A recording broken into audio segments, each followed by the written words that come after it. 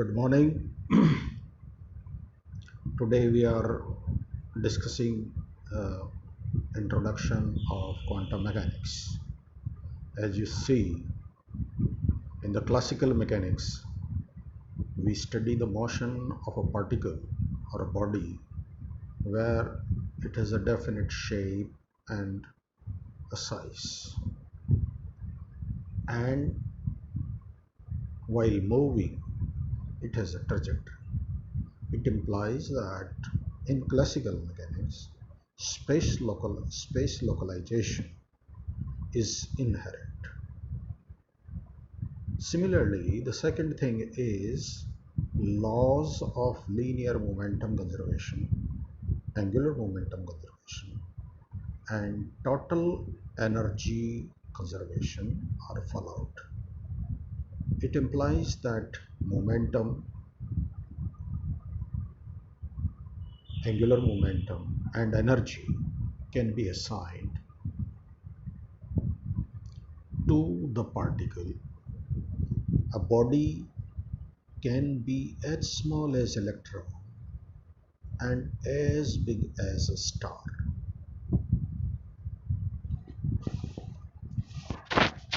As big as a star.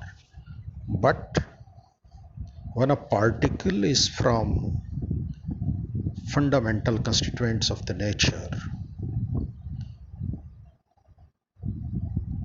then things might differ in a classical sense. For example, take a neutron, proton, electron, neutrino, quarks, photons, atoms, nucleus, molecules. Then these bodies are considered as constituents of the matter and they are of small size.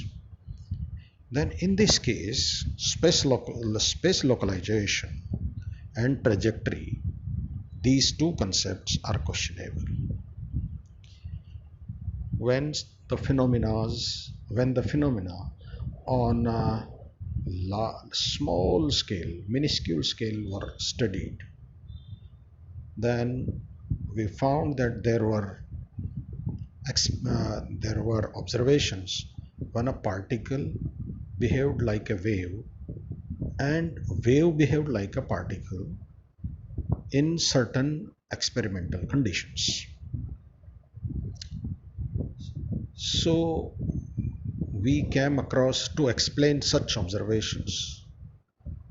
Planck proposed his hypothesis, and this hypothesis is that Max Planck proposed is that a particle of energy E and momentum P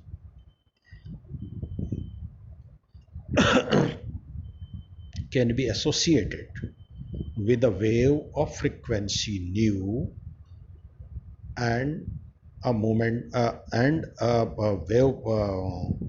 wave propagation vector k, where k is something like is defined as 2 pi over lambda, and its direction is same as direction of propagation.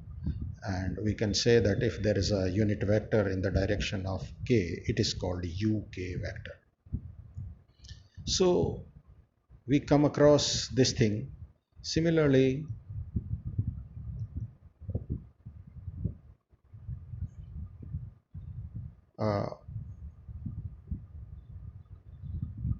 we can formally say that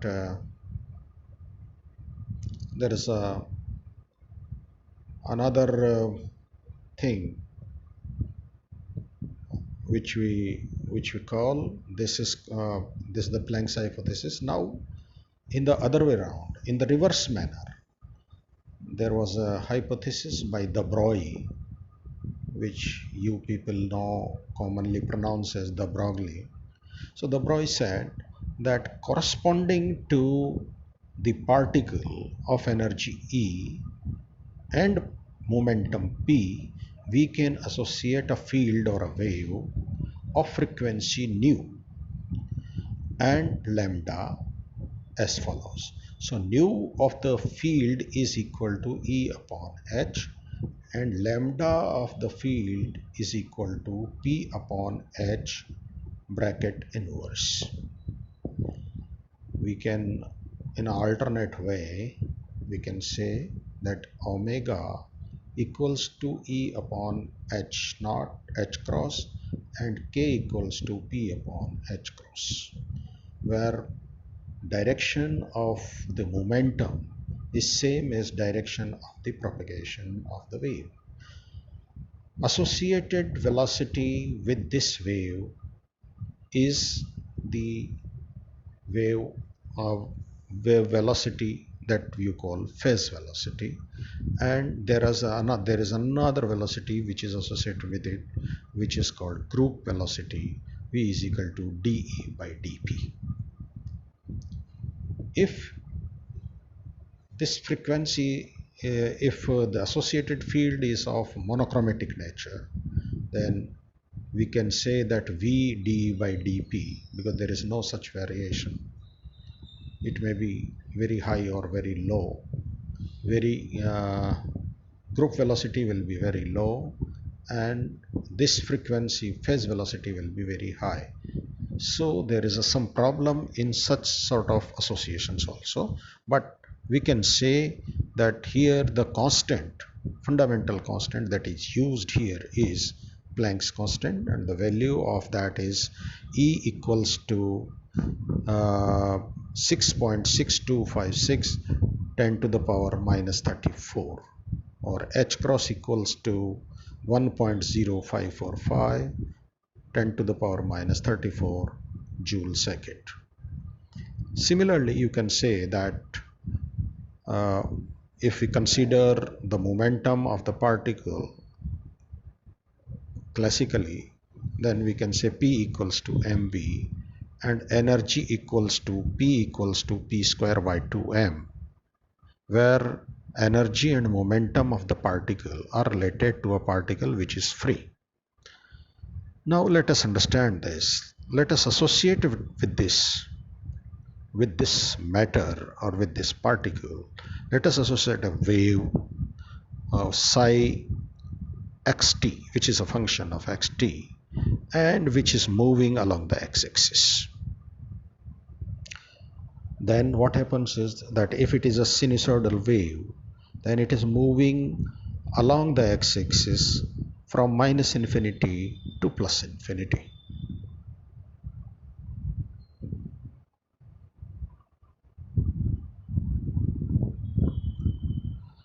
And therefore we can say that here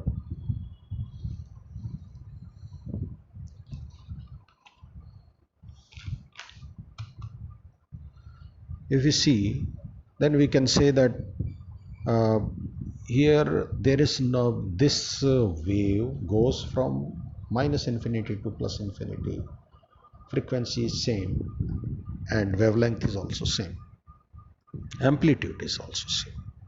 In this case, omega by k, that is called phase velocity, and this phase velocity omega by k means E by P, which is equal to P upon 2m, which is called V by 2, which is not measurable.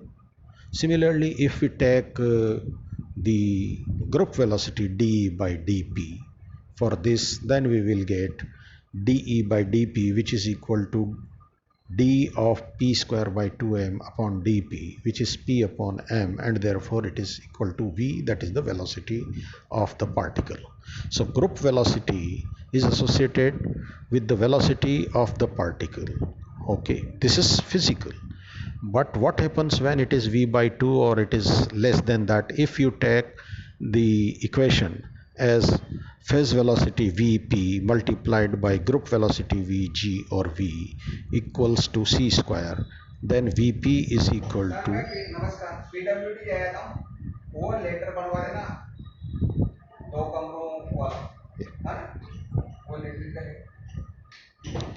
then it is equal to c square by V, which is greater than velocity of light. So In such associations, that is the Broglie association and Planck's association, we have a difficulty that we will get a field associated with a particle, or we will get the particle associated with the field, but it happens that there is large uncertainty x equals to infinity and delta t equals to infinity, so they are not localized in space and time.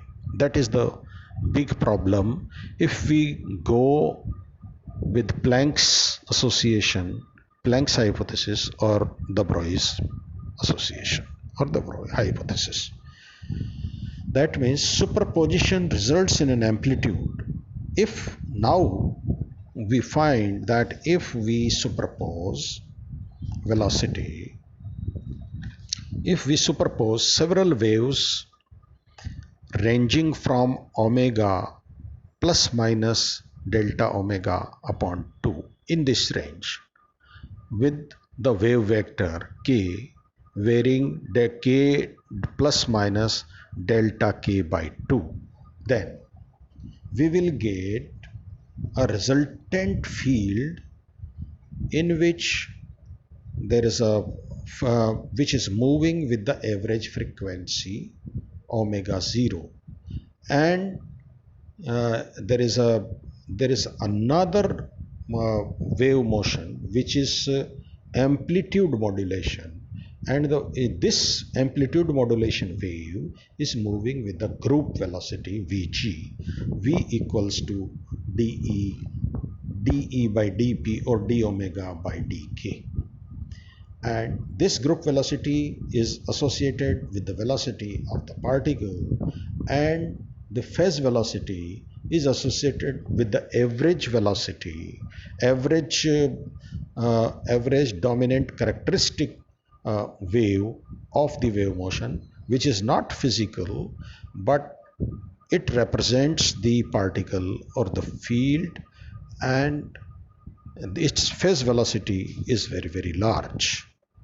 It may be very large, larger than c, and we are not measuring it.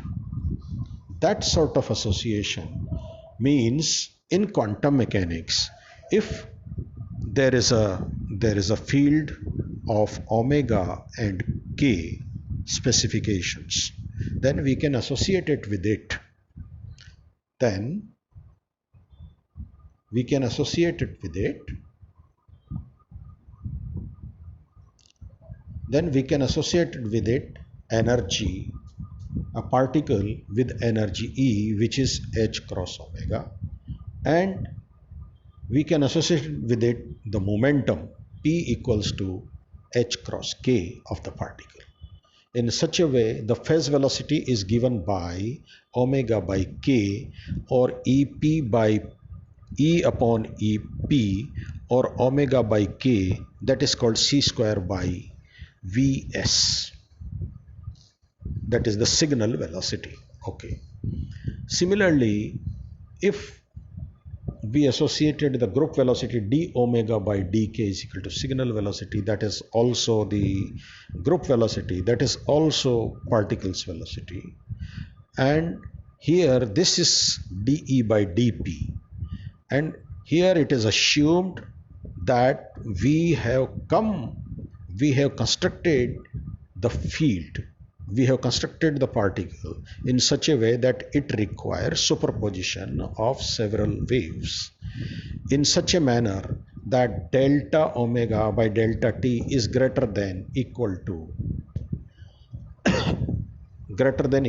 2 pi, or you may say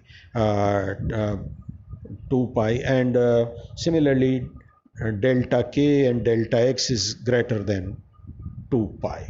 This we get from Fourier analysis of the waves, harmonic waves. Similarly, this statement is as fundamental as saying in other form that delta E delta T is greater than h cross and delta P delta x is greater than h cross. That means it is Heisenberg's uncertainty is followed. So if the reality we come across, we assume that when a reality can be expressed, can be manifested in the form of a field or a particle, but this quantum reality forces us to represent the reality by certain wave function or a field or a matter field probability amplitude or quantum field probability amplitude, and this amplitude is such that it is made of or constructed of several frequencies and several wave vectors. Without that, this association cannot be meaningful in a relativistic sense. So then again we say that if there is a particle of energy E and momentum B, and it is moving in the direction of unit vector defined by unit vector u p vector, then we can associate with it the field omega E upon h cross E upon h cross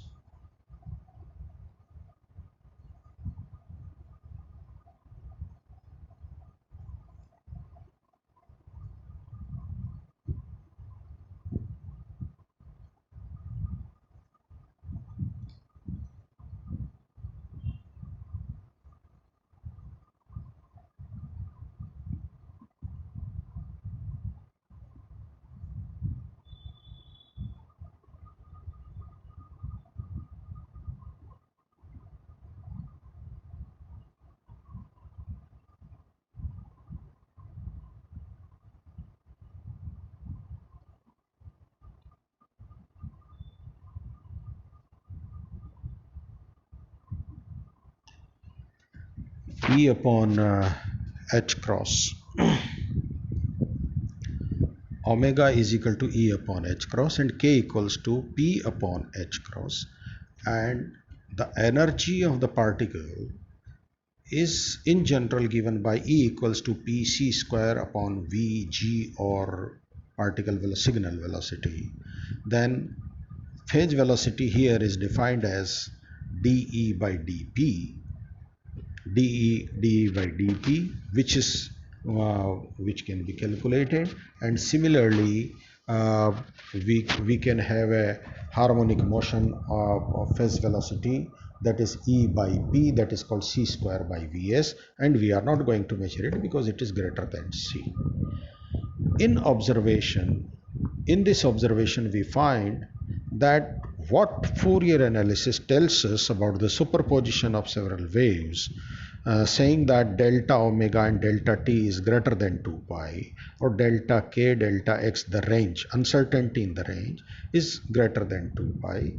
This is the basic principle of constructing whenever a physically meaningful wave function or quantum probability amplitude is constructed, then it has to follow Heisenberg's uncertainty relation.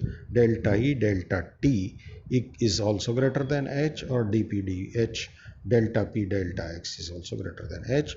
This is the characteristic thing that we come across. Then any association, whether you go for Planck's law in quantum mechanics, particle and wave, they are two different manifestations of the same physical system or same physical reality, and to describe them we need to construct a quantum probability amplitude, which can be uh, constructed by the superposition of several